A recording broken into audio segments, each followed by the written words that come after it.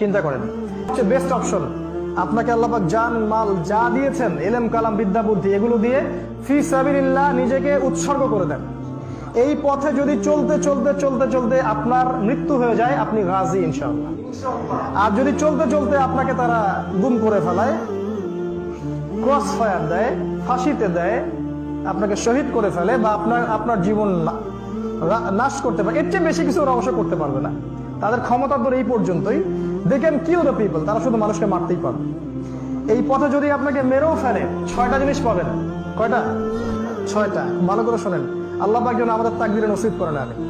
আমি 1 নাম্বার, রক্তের প্রথম ফোঁটা পড়ার সাথে সাথেই গুনাহ মাফ। 2 নাম্বার, কবরের কোনো প্রশ্ন উত্তরের টেনশন নাই, সব পাস। কবর কি জিনিস সেটা তো আমরা বুঝি ভাই, কিভাবে বুঝাবো আমি যে কবর কি জিনিস? এই ক্ষমতা আল্লাহ পাক আমাদেরকে দেন নাই। শহীদকে কবরের সমস্ত ফিতনা থেকে আল্লাহ পাক নিরাপদে রাখবেন, 2 নাম্বার। 3 নাম্বার, কিয়ামতের মাঠে যখন সে উঠবে তার কোনো দুশ্চিন্তা থাকবে না। যখন পদযুগল থরথর করে কাঁপতে থাকবে, চোখ বিস্ফোরিত হয়ে যাবে, ওই দিন এর কোনো টেনশন নাই, কোনো টেনশন নাই। 4 নাম্বার, নিজের আত্মীয়দের মধ্যে 70 জন ব্যক্তির জন্য এই ব্যক্তি সুপারিশ করতে পারবে। 5 নাম্বার, তার মাথায় আল্লাহ পাক স্পেশাল একটা তাজ পরাবেন, স্পেশাল মুকুট, দেখে চেনা যাবে এই ব্যক্তি সুহাদা। আর 6 নাম্বার হচ্ছে, এটা আপনাদের জন্য ভালো, 73 জন, কয়জন? 73টা স্ত্রী আল্লাহ পাক আপনাকে দান করবে ইনশাআল্লাহ, হুরুন ঈনদের মধ্যে, জাগর বিশিষ্ট চোখওয়ালা।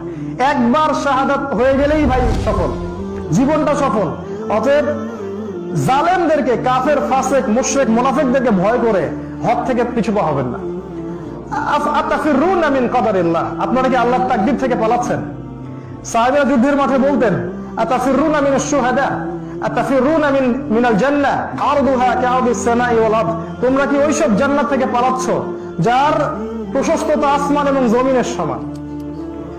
তো এটাই আপনার ডেস্টিনেশন হওয়া উচিত, সবচেয়ে বেটার অপশন। যদি ঘরের কোনায় থাকতে না চান, আপনি ফি সাবিলিল্লাহ নিজেকে উৎসর্গ করেন।